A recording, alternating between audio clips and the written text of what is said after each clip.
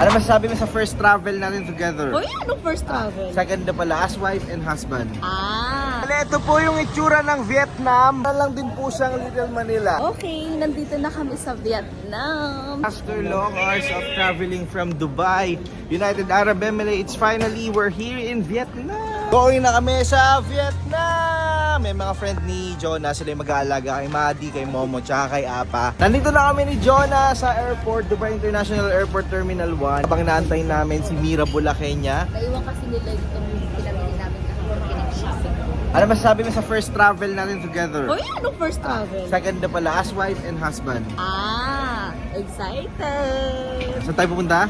Sa Vietnam. Oh, bakit bakit nagtanggal ng mga ginto? Kasi baka maano tayo, ano yung mas-notch. Ba't naka-eyeglass ka pa po gabi na? Bulag. So papunta na po kami sa Vietnam. Here we go! Okay na? We're so excited. Tara-na. Magkano ang budget sa Vietnam? Ilang milyon? 12,300,000. Grabe naman. Ikaw magkano budget sa Vietnam? Ano lang, 6 million lang. Mas mayaman po kami, 12 million. May dalawa kayo. Tsaka mas malakas kumain si Arago. 18,500,000 po. 1, 2, 3, 4, 5, 6, 7, Milyonaryo na po si Jonah eh. 10, 11, 12, 13, 14, 15, 16, 17, 18,500,000. Oh my May haba. Nagpasa na yung baleta. Oh, yeah. Let's go to Vietnam! Transition to transition. Diba? Walang transition yun. Nandito pa rin kami sa airplane. And kakain na po kami. Nakakatuwa lang dito sa Chinese airplane. Chinese ba ito? Chinese Eastern airplane kasi may sarili po kaming food. Oh. Diba? Mura lang yung ticket natin, ha? Mura lang yung ticket natin papuntang Vietnam. Sa Vietnam kasi kami pupunta. Nakakatuwa lang kasi ayan yung food. Oh.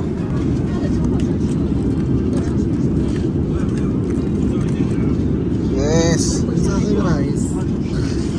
Oy po. So pupunta muna kami sa kasi basta ewan ko kung ano yan, mga noodles. So kakain muna kami. Habang buhat-buhat ko si Mira, nag-explore kami kung saan kami pwedeng kumain dito sa China. Ay, hindi ko pala buhat. Tulak-tulak ko pala. So yan si John, yung fiancé ko. Dala niya lahat ng maleta namin kasi si Mira ay baldado po for today's video. Lapit ka. Ha? Dito na kami sa China and kasalukuyan kami naghahanap kung saan kami makakakain. Kasama ko si Mira na baldado ngayon. Hindi ako baldado, kaya ko to. Yung masakit lang yung Welcome to China! Honolulu, just to get that. Nasa China na po kami. So si Mira iniwan namin doon kasi naka-wheelchair po siya. So yun, hindi kami masyado magtatagal dito pero itatry namin yung best namin na makaikot-ikot. Yes. Para ito po yung kalagayan ni Mira Bulakenya. Ano Mira, willing ka ba magpaiwan? Saan? Dito? Hindi. Sa Dubai. So nakikita nyo naman ang ganda ng ano nila, 'di ba? Ng facilities nila dito. Para medyo province kasi ito ng China. So nakakatuwa lang. So siya po ang kasama ko dito sa China. 22 hours lang. Hopefully pagbalik namin ng Dubai is makagala kami dito sa China kasi almost 1 day kami. Ikaw ba gusto mo makagala sa China? Of course. So para kasi siyang province 'di ba ng China. Kaya nakakatuwa ring parang may mga bundok-bundok doon. Tapos sobrang lamig dito, parang mas malamig pa sa Baguio, no. Titikman na po ni Jonah yung food from China. Sige. Oh. Di naman to sponsored, pwede mag-negative. Ano? Masarap. Pero kailangan mo lang soy. Toyo, ikaw Mira. Tikman na natin. Di yan bayad ha. Pwede mag-negative. Hinap sa. Masarap. Nandito kami ngayon sa 7-Evelyn at saka sa McDonald's para mag-coffee. Kasi hanggang mamaya pa kami dito sa China. And I'm with Mira Bulakenya. Na medyo hindi pa po siya nakaka 1,000 steps. Na kami naka 10,000 na po.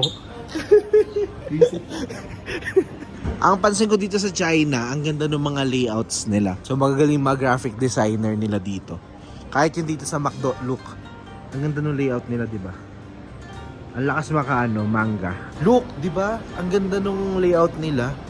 Ewan ko pero sobrang na-appreciate ko talaga yung China pagdating sa mga graphic design nila. Pati pupunta ka sa 7-Evelyn. As in, ang gaganda ng mga design ng mga products nila. Look at this. This is coffee. Coffee siya pala. Hindi pa Ang ganda kasi ng layout nila. So, i-rate natin yung mga pagkain sa 7-Evelyn China. Yung Evelyn. 7-Eleven. 7-Eleven pala. So, rate natin tong Ashing Shan Masha na say Strawberry milk. strawberry milk. Okay lang. Kay Mira to pero ako ano. Sa unang tikim. Ang sarap. Cool. Ang sarap. Akin na yan. Sarap palik. Sarap. It tastes like ano siya. Strawberry milk. Oo. Pero masarap. Ito ano yan? Ito naman ay Ano? roasted Wagyu beef. Okay. So, ganito ang itsura niya. Wagyu beef daw. Yung nasa loob. Pero let's try. Ayan, naman mo na tanggalin yung plastic kasi yan ang hawakan mo. Ganun ba yun? Oo. Ah, So, okay. nori yan. Nori na may rice. Eh, alam mo sa bakit drama? Nanonood ka ba? Asa ng beef? Ano yung Wagyu? Nasa loob pa kasi. Ba't parang ano lang to? Unang kagat, karin lahat. Ano nga? Love kanin lang to.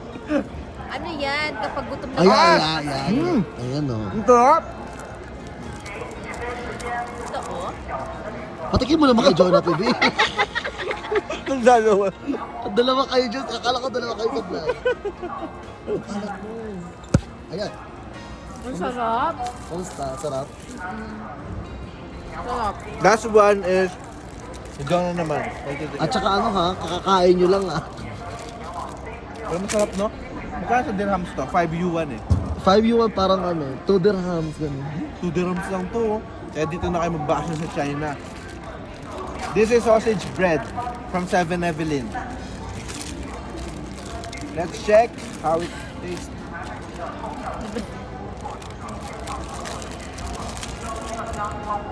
Subuan mo ka ng sweet. Subuan ba? Subo. Ang sarap lahat. Yun nga. The best? Sarap. Masarap lahat ng tinda ng ano, 7-Eleven. Top. China. Oo. Saka, Paano mo nasabing lahat? Di mo naman tinikman lahat? wala kasi representative, pero random picking na to eh. Oo. Di ba ang gaganda ng ano, ang gaganda ng mga layout nila, nakakatuwa. Ayun yung mga tinitinda sa labas. Ang gaganda, walang tapon, as in sobrang mura pa. Anong pakiramdam na ikaw lang baldado sa bats na? Kaya nga may mga kasabay ako mantad. Uy, hindi to, hindi to M&M. Kaya kami gusto namin makuna. Bakit may sinasabi ba mag-disclaimer ka? Uy, ikaw. Kung behind kasi pagka-off ka, sa Arago ka ganun lang. Titignan ako masarap. Mamaya sabihin nila, tanga. Alright, papunta na po kami ng Vietnam. Sasakay na kami ng airplane. Yes. Kami po ang unang-una makakasakay. Ira, are you okay?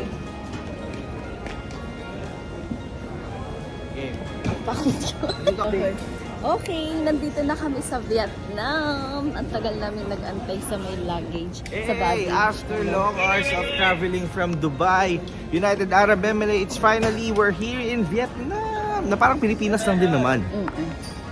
Palabas na po kami, pagod na. Pero 7 days naman kami dito. So ma-explore talaga namin yung Vietnam. Kasi baka hindi namin makabalik. Yes. Bibili po kami ng SIM card. Magkano SIM card? Ha? Magkano SIM card? 300,000. Namimili na kami ng SIM card dito sa Vietnam. Ang presyo niya ay $300 lang. Ang first impression ko dito sa Vietnam, para lang din siyang mga nasa Luneta Park. So parang Manila lang din. Hindi naman yung sinasabi mo kanina eh. Di maganda nga dito sa Vietnam, pero para lang din siyang Manila. Let's see kung ano mga mangyayari sa amin dito ng 7 days. Kung uuwi pa ba kaming kompleto ang gold ni Mira Bulaqueña. Wala akong dalang gold. Kaya pala yung kamay mo. Isa lang, dala yan. Pero Kung may kamay pa ba si Mira Bulaqueña pag uwi namin. Ito yung first hotel namin dito sa Vietnam. Medyo malaki siya. Kasi for family siya. Ayan. Hanggang 10 lang kami rito kasi mamaya alis na kami ng gabi. Yeah. So yeah, excited kami lahat. Pero magpapahinga muna kami ng ilang minuto. Wala magpapahinga, be. Kakain na tayo. So ito po yung itsura. Ayan yung itsura ng Vietnam from our balcony. Ayan siya. So parang din siyang Little Manila na mas malinis. Bale, ito po yung itsura ng Vietnam. Para lang din po siyang Little Manila, 'di ba? 'Di ba? Or ganito ba sa Thailand? Ang maganda dito sa Vietnam, kung titignan nyo yung lapag nila, walang masyadong dumi. As in wala, oo wala no. Gilid-gilid, meron pa konti-konti. Pero hindi kagaya sa Pilipinas, di ba na ano. So baka mabash po ako kaka-compare. Ayan, ganyan yung tsura. Napaka-aesthetic po ng Vietnam. Kami sa street foods ng Vietnam and bibili si Jonah ng pagkain. Ewan ko kung ano to, pero masarap naman siya. Tignan. So check namin later kung masarap talaga. First day sa street food ng Vietnam. Ano sabi mo? Okay. Sarap. Ako rin daw, check mo. Yummy in Vietnamese is Hon! Ron. Come on. Thank you. So ganyan po ginagawa yung pagkain na hindi namin alam kung anong tawag. Ah, binigyan ka na 200,000. Binigyan mo ba ako? Wow. Di ba kinuha ko yung 500? Okay naman siya. Tingin ko okay naman siya, masarap. Pero check namin later ang lasa. Kakain na kami ng pagkain sa Vietnam. Ano to? Mga street food sa Vietnam. Gusto talaga namin i-try mga pagkain sa Vietnam ever since. Kaya mas nag-invest kami sa pagkain sa Vietnam kaysa sa mga damit. So kanina nag-Uniqlo kami, wala kami masyado nabili, pero sa pagkain palong-palo. Bale, sila po yung mga nagtitinda dito sa Vietnam. Sa streets ng Vietnam. Ayan sila. Ito ang fiancé na ito, ang asawa natin si Jonah. So merong pulis, kaya pinaalis po kami bigla. So kung kami nakaupo sa kabila kanina, so parang nagsaal sa balutan sila. Actually bawal. Bawal yata Okay to. lang for the experience. Bawal tong ginawa namin bawal yung ginawa namin na kumain kami sa kalsada. Kaya pinaalis kami bigla na may dumating na pulis. So ayan, nandito po kami ngayon sa gilid para kami mga kumakain po kami. Bigla pa kami na damay sa clearing operation. Ano sa mo lang? Dami, ayan. Okay, nagtatawa lang ako. My phone in the police or Thank you. to mommy. Stay namin sa Vietnam na pulis po kami tatlo pare-pareho. Napulis tayo Grabe talaga. ka naman. Yung kinakainan po kasi namin, nandito kami sa kalsada. Bawal pala yun. O bawal pala kumain sa kalsada. Eh tinotolerate din naman ng mga street vendor. So nangyari no, may pulis al sa balutan. So biglang nawala. So nag-aagulo lahat ng tao dito sa Vietnam ngayon. Takbo din siguro yan. So yan, nawala po yung mga ano namin, mga...